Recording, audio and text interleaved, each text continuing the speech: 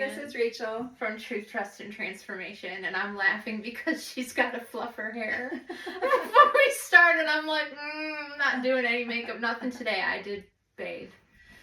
So today, I guess I'm taking the lead because I'm the one with the issues. My head's effed up. So I wanted to do an episode on brain supplements, essentially. I have diagnosed depression, major depression, anxiety. I have not been officially diagnosed with ADD, but we all know that I have it. And I was married to a PhD psychologist who said I have it. So I figure that counts for something. Now, there were times when I was on antidepressants. I did not like the side effects, and I just didn't like them. So at one point, the doctor that turned me on to these neurotransmitters, that's what they're called, right? Was the doctor that Rachel was working at. And it was actually the neurotransmitters that I was crying over how expensive they were when she and I just became, friends of compassion. Mm-hmm. That's how we started. So the essential ingredients that I'm looking at for depression, this is a orthomolecular product called Serenity PM, and this is Designs for Health 5-HTP. There are probably other 5-HTP supplements out there. What I like about the Serenity PM is that it has some downer B vitamins, and it's also just got a mix of things that help your brain not be depressed. Essentially, do you want to say anything about these? I mean, you know about them, right? Yeah. So when you're dealing with like depression or anxiety, the number one thing to do is like look at your gut health, because we know our gut and brain is interconnected, and when your gut's a mess, your brain's a mess. Yes. And can you say that like when you're not eating the best, that your symptoms of like depression and anxiety, they increase and go up? Yes. Yeah. So that's the number one thing, but that can take a while to heal. So in the meantime, there are things that you can help just... And in the winter, make you feel better, make you feel less anxious. Because a lot of times what it is you're missing some key nutrients in your diet. Mm-hmm. And then you may be getting things that are causing like the anxiety and depression, like food dyes and like GMOs and like pesticides and herbicides. We know all those things cause inflammation in our gut. And so then our brain gets inflamed. And if your gut's not right, you probably have leaky gut and you probably have food sensitivities. And the kicker about that is that the things that you're sensitive to are the things that you crave. Exactly. As long as you're eating them. It's like bad design. The other thing about... it flew out of my brain. I can sense when... Like if I think my first depressive episode happened when I had a big stress in high school, and that just shifted my brain chemistry, and somehow I got through it without any help. But it was pretty dark, and I didn't know what was going on. I just knew that I wasn't okay, but I definitely wasn't going to talk to anybody about it because that was the 80s and you don't talk about that stuff. Exactly. Now, I know the symptoms of when my brain is starting to go south, and it happened actually this summer. I can't remember what the trigger was, but I had too many triggers, like a grief thing. I think it was when Atticus died. Mm-hmm. And then I lost a bunch of my favorite students. All these things happened, and I went from sad to noticing that my brain was going south. Like when I start feeling nervous when I'm driving, that's a sign that I need to up my 5-HTP, which I did. And then I dealt with the emotional stuff and I got through it, and now I'm back on regular doses. Mm-hmm. But I just think it's important. One of the things that I'm wanting to help people with this podcast is to get to know yourself even more intimately, get to know your body and your mind so that when these things come up, you recognize them and that you don't shove them aside, because the longer you shove something aside, the worse it's going to get, is what I've learned. So as far as anxiety,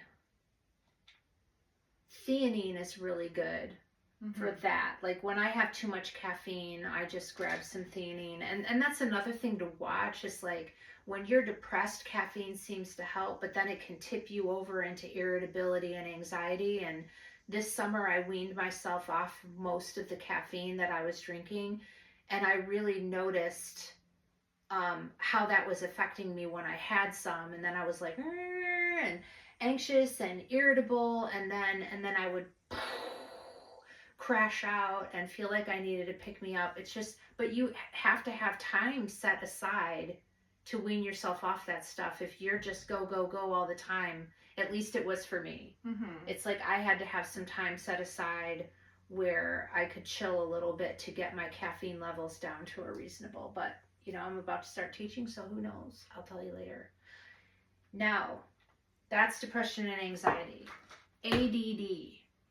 I knew this woman who, she was a scientist at U of M, and she started having health things, and she always had, you know, lines up of supplements. And she is the person that told me about acetyl L-carnitine, and I can't remember why she was taking it, but she said, oh yeah, it helps your brain work better. And I was like, please. So this is Now brand acetyl L-carnitine, 500 milligrams. This works fine and it's inexpensive, but it does have fillers in it that you wouldn't like, that I don't like either, but it works.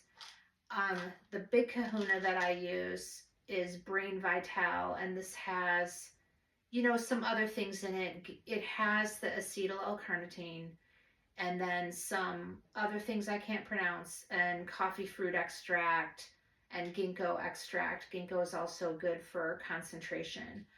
I find that I start losing my train of thought, and I can't pay attention longer when I'm not dosed right. And I've tried before. I'm always trying to like, ooh, could I do without some of these supplements so that I can save myself some money? But it's always worth it to me because I need my brain to work, and I don't like the time suck that happens when you're forgetting things, or when, you know, it's just, I like it when my brain works, and these help that. And in the morning I take this carnitine signature, which is L-carnitine and acetyl L-carnitine, and this also helps, like I usually work out in the morning and I take that to help with that. So I'm a huge proponent of acetyl L-carnitine because, and this is, I'll hold this up so, because who the hell knows how to spell this without seeing it? There you go. Yeah, and I'll link some products down below. Do you find that when you're having anxiety, is there something like other than those things that you can take that can help? Have you found like any type of CBD helps like bring down that anxiety feeling? Yes, the CBD oil definitely helps. The other thing with anxiety, and maybe this would be a separate episode, is how I use, you know, meditation, breathing, like how I talk myself off the ledge when I'm anxious, because that's really helpful too. I don't use supplements for anxiety as much as I use them for the depression and the ADD. The anxiety is more of a mental thing, although that is a really good question, because sometimes I just am anxious. And I'll admit that it's often if I've had more caffeine than I can handle. So is it like you're feeling jittery, or you're just feeling like on edge? On edge. On edge. And anxiety for me now is a little bit more situational based, but it can also just sort of, if my stress load is too high, I can kind of flip into a little zzz, you know, just anxious. Okay. And do you ever find like when you're getting to that point, like if you sit down and like quiet your mind, have you tried like a quick meditation or the breathing exercises, and then that kind of helps reground you and gets that feeling like more controllable, I guess? Yes. And the other thing I would say, prevention is the best medicine, because when I'm making sure that, I mean, I always go on a walk in the woods every day. I have to be so sick or injured to not do that. And even if I don't, I try to get in my backyard and just be around plants. I need to be outside. But sometimes I need more of that, and just making sure that I'm like getting my doses of nature, and also my doses of just downtime. Like sometimes I just need to not think, Mm-hmm. and that's where in the summer, the hammock or sitting in the sun by the wind chimes, those things, doing those regularly will keep me from getting anxious. Mm-hmm. And so for us, we're in Michigan, so we're about to get really gray and cloudy. And I don't know, I feel like last year we didn't have a ton of gray. I felt like we had a lot of sunshine. Do you feel like we had a lot of sunshine? No. No? No, I didn't. And it was icy and it was cold, and yeah, last winter. I don't want to talk about last winter. Yeah, I just feel like I have PTSD from last winter. Yeah, really? But I was injured. Rufus was sick. I didn't know what was going on. Not enough sunlight. Couldn't walk in the woods because it was too icy, and yeah, it just sucked, man. Like all of my resilience factors were just. See, in my brain, I feel like, winter wasn't that bad. Our winters are nothing like when we were kids. I feel like we had snow like the whole winter, where now we'll get like a snow or ice, and then it'll melt. No, it and then was we'll like get snow that and too. ice, and then it's gonna melt. But Right. like when we were kids, I feel like we had snow like nonstop. It was Yeah. very rare not to have snow all winter. And I feel like also it's kind of starting later. So usually I feel like the last couple years we haven't really had barely any snow in December, and then kind of like Yeah. January and February is Yes. like winter kicks in. I made it to the end of January, and then I skidded out. Mm-hmm. And a lot of it was the ice. It's like when it's too icy and I can't get access to the woods the way I want to, it messes with me. The last thing we're going to talk about is, what do you call them? It's full spectrum lighting really helps. It's like the same spectrum of light as that you get from the sun, and that's why a lot of people get seasonal affective disorder in areas where it's more cloudy, and like obviously it's getting dark at like 4 o'clock, and then you've got more darkness than light. Mm-hmm. And so people like fall into that seasonal affective disorder like slump. So there's a couple things that you can use. I have something called a Nest, and it's a Nest. So it's a light that you sit by your on your nightstand, and you can schedule it to like have the sunrise. Like it's like a sunrise, and you can put sound behind it. You can do like birds chirping or water. And so you pick the sunrise that you want. So then it's like you're waking up to the sun. Because in the winter we're dark at like 5 or 6. Yeah. And so I had to get it for Zai when she was in high school, because this girl never wanted to get up. And so it's like a natural awakening, and it goes right in your face, and it starts dim, and it gets brighter and brighter, and then the bird noises get louder and louder. So it's a nice way to wake up. And I always put it like far away, so like you actually physically have to get up to like turn it off. I want one of those. Nest. Yes. All right. And they have other ones. They're called like sunrise, sunset simulators. So you can set those too. And it's just a vast amount of bright light, but it's the same concept. I'm going to show you this light. No, that's wonderful. Because what I'm waking up to is my old alarm clock that I've had since college. Can you see it? So Yeah. this is the light. This is called a full Blue spectrum Max? light. Yep. And so you see can it has turn a it on. special lights in here, and it's the blue wavelength from the sun. So I'm going to turn it on. It's I know bright. it's weird. Yeah. So it gets super bright, and you can just sit there and sit in front of it like 5 or 10 minutes when you're getting ready. So I have one in my bathroom. And so in the morning when I get up, it's the first thing I turn on, and I just let the light shine in my eyes.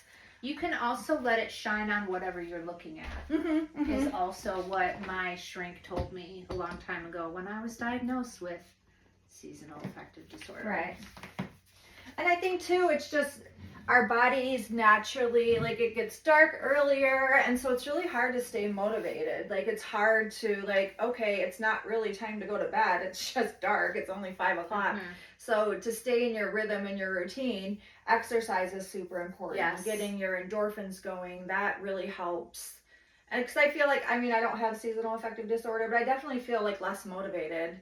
and I feel like my body just, I want to eat and I want to go to bed. And so to keep myself in a routine where I'm working out, that just really helps things go Yeah. and helps my fatigue. Because I more so get like lazy. I get tired and I get lazy where I'm like, I don't really want to do anything. So staying in the habit of doing those things. Another big thing for depression, vitamin D. Oh yeah. Like vitamin D plus K is essential for depression, and there's a lot of research behind that. And so sometimes just making sure your vitamin D levels are healthy can make a huge difference. I think that's the number one thing. And then making sure like you're dealing with your gut health. There's a really good psychiatrist. Her name is Georgia Eady, and she has a whole she has a book and a program that helps people with like bipolar and schizophrenia and depression and anxiety heal themselves through diet. And it's a very low carb diet, and you're getting enough of your red meat, which is what has all your amino acids. So red meat is the only type of meat where you can get all your essential amino acids. And that's essentially when you're dealing with brain health. They say, you know, your amino acids get out of balance, whether it's too much screen time, too much of the light from the screens that we're on, that affects our melatonin. So all these things, all the EMFs and all the things that we're bombarded with really take a toll on people that have like depression and anxiety. But she has a really great program that you can go through to help. And not saying that everything just disappears, but there's definitely people that have had like major like bipolar where they've really controlled their symptoms, and it's pretty phenomenal. I'll link her information. Oh, good. Yeah. I'll be looking at that. Yeah, I bought the book. Even just getting things better is helpful. You know, just like notching, just finding things that slowly make you better. I'm a big baby stepper. And how I use the lamp is I've had one for a very long time that sits next to where I work on my computer, and I always turn it on when I'm on my computer, and I find that I'm able to work longer on my computer. I don't do well with computers. When I have that on, I feel energized. But then since the last couple winters we're still, I don't know, kicking my ass, I got another one. This is my prayer room that we're in, and every morning when I journal and read out of meditation books, I have that light on. I don't have it on when I'm meditating because I don't really like the bright light, but then, you know, and that gives me another little boost. And I found those Blue Max lights, they don't make them anymore, but I have found them on eBay. So I'm a big eBay person for me too, looking for things. Anyway. And I feel like eBay is really good too. Like if you get something that's like not advertised, they typically always give you your money back, or you can return it. It's a really easy process. I know people are kind of worried about eBay and where the stuff is coming from, but I think for the most part I have like a good experience using eBay. Well, and their reputation is at stake. That's the thing. You know, because if they get negative feedback, people might not buy from them. So right, from the individual sellers. The individual sellers, right. Yeah. So I think we've... Yeah, and again, we're not medical doctors. No. We're not telling you, like, don't take your medication and do this instead. Just kind of, we're just giving you ideas of, like, what you can do to help your brain health. Exactly. Having your brain work better. And yes, they cost money. Most things do. But I just find that I would rather have to work a little harder to earn more money to be able to afford the things that help me feel good. And that's how I do it. Instead of being like a zombie. Well, and and not having any energy. I mean, I like to do stuff, you know, and so I take really crazy care of myself so that I can do stuff, so that I don't have to lay around more. I mean, I already have to do this resting bit. And I've figured out a way to occupy my mind when I do that in positive ways. So, yeah, and it's something like with meditation too, that, you know, breaking the habit of being yourself, like that's a new work in progress. And I think you hear a lot of people say that when they changed that aspect, like it made a huge difference. But you still, like, vitamin D is super important, and taking different things, just making sure you're getting the proper nutrients. And I think the way, like, our diet the food is in our like environment, it's really toxic, and it's never, I don't think it's ever been this toxic. And so many, my brain's not working. That's okay. You want a pill? Right. Oh, the thing that I forgot to mention is like dosing. I mean, I got initial dosing from practitioners, but I find that, maybe start with half of whatever's recommended on the bottle if you want to try it.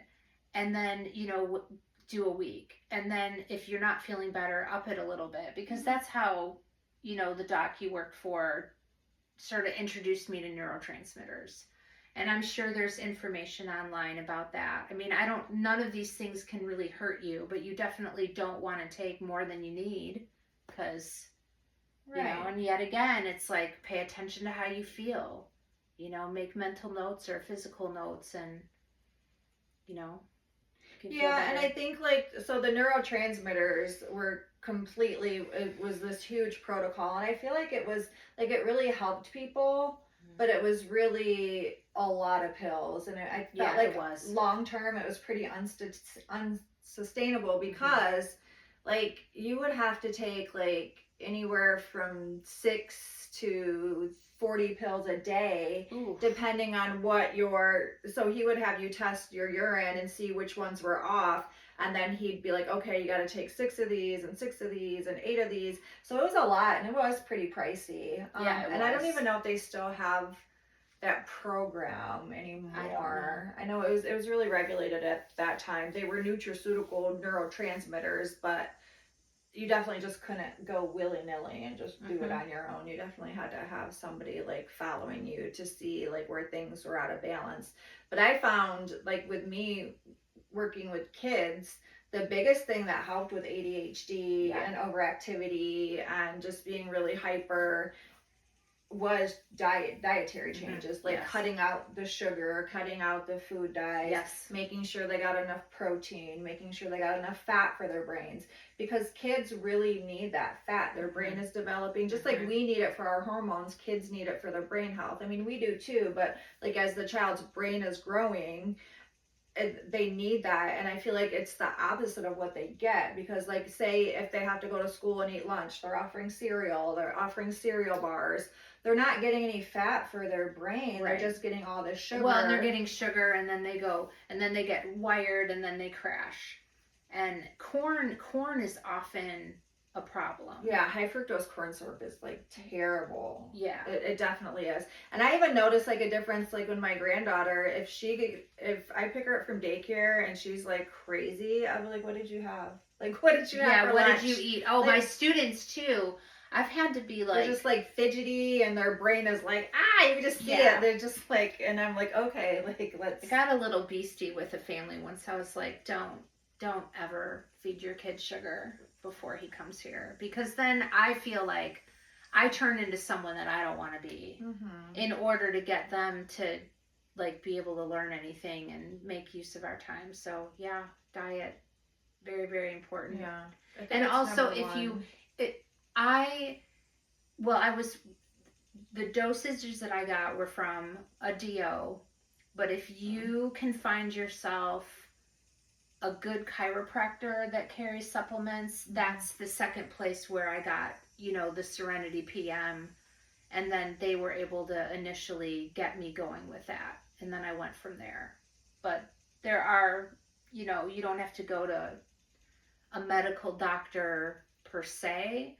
Not all of them will know about this, but some of them do. And you will find that person if you need them.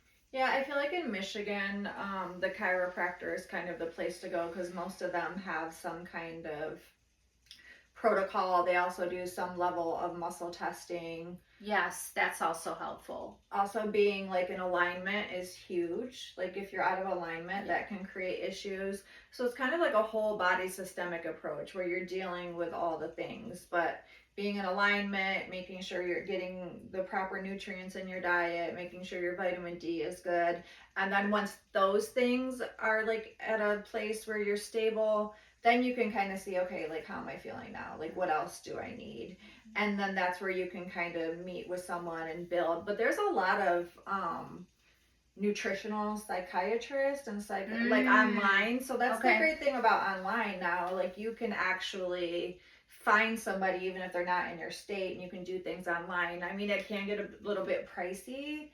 Yeah, and that's the only thing that I don't like about this is that everything that we're talking about costs money. And I understand that some people just don't have it. Exactly. You know, like there's things that I would like to do and I'm like, I just can't because I don't, you know, and I live my lifestyle, like I don't barely go anywhere, do anything because most of my resources are spent to make me feel good so that I can just enjoy being alive. Because the other thing is that when my body tanks out, my brain goes right with it. And then I honestly don't want to be here. Like, I'm like, I don't want to live like this. So that's just a lifestyle choice that I make. I mean, I hope someday to feel well enough to save money and go on a vacation. That'd be pretty cool. We'll see. I mean, but do you feel now that you have all these tools in your toolbox that you really avoid getting to the point where you feel that way? Oh, yeah. So- Oh, yeah. Like last winter was the first winter that I didn't really get depressed.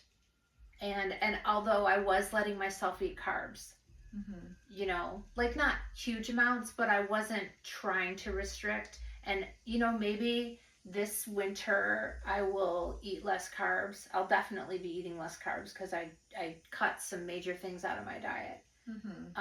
And we'll see if that's a factor. Right. And by all means, we're not saying like carbs are like the worst thing in the world. We're just saying like, I know for me, I feel better when I'm eating a lower carb diet and Me I'm getting too. my carbs from fruits and veggies. Oh, yeah. And not getting them from like pasta and crackers and all that stuff. So I feel better on a lower carb diet.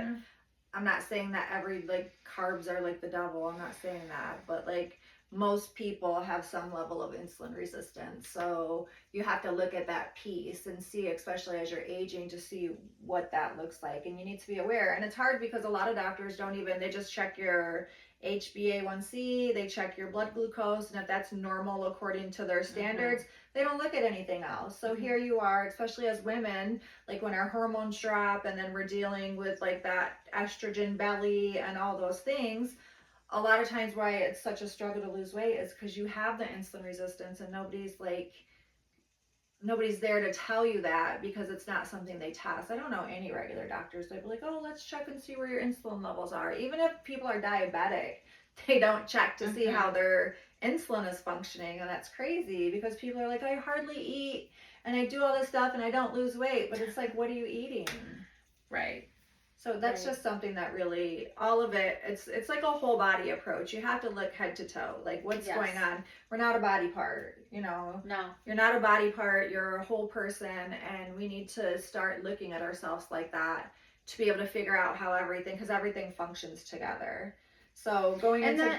that takes time. It takes time, but I would say that, you know, just becoming more aware and trying to add little things and tweak things here and there over time, you're going to know yourself better. You're going to love yourself better because you'll understand yourself better and then know what you need and give it to yourself if you can.